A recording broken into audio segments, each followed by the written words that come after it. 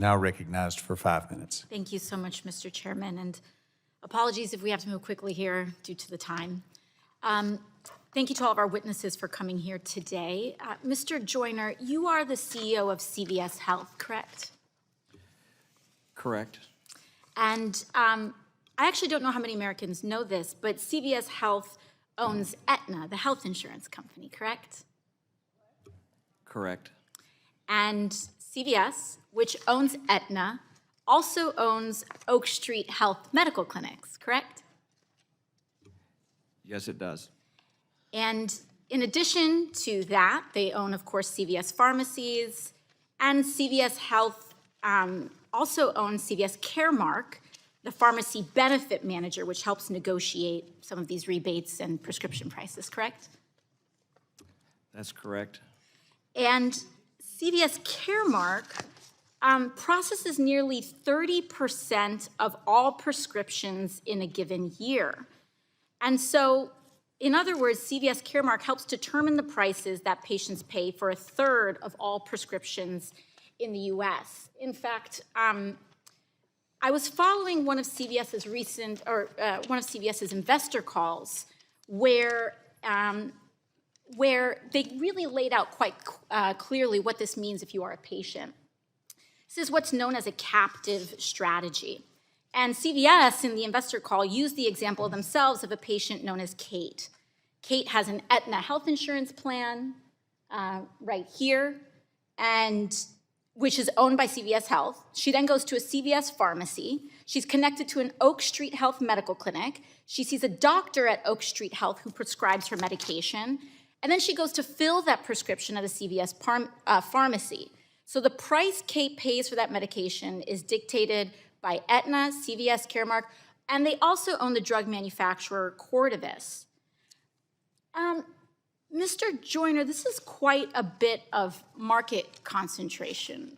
Wouldn't you agree? No, I wouldn't agree that it's market concentration. I would suggest it's a model that works really well for the consumer. Yeah, I think it works very well for CVS.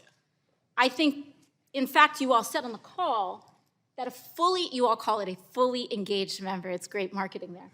Fully engaged member unlocks sizable value for payers and CVS Health. So the health insurance gets a cut, the pharmacy benefit manager gets a cut, the drug manufacturer gets a cut, and the patient gets screwed.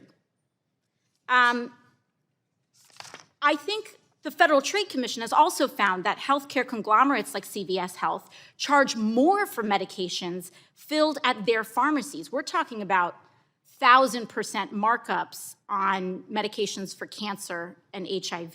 And, I think this is actually an interesting point of common ground that I may have with some of our Republican colleagues here in this hearing.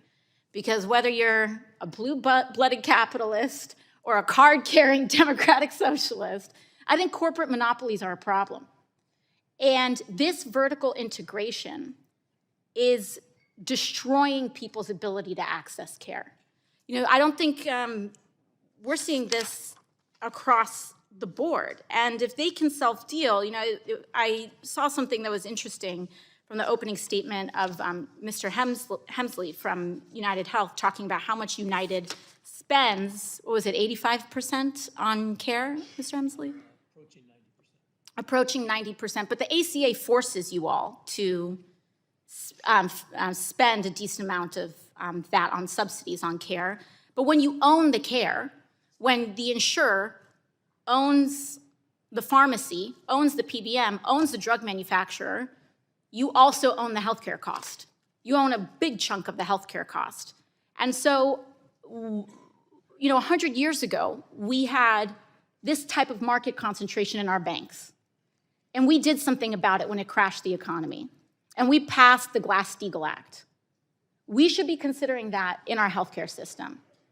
And if we believe in competition, I think we should put our votes and our legislation in alignment with that and consider breaking up this industry in order to allow the competition that prevents this kind of vertical integration and abuse of power. And with that, I yield back. Gentlelady yields back now.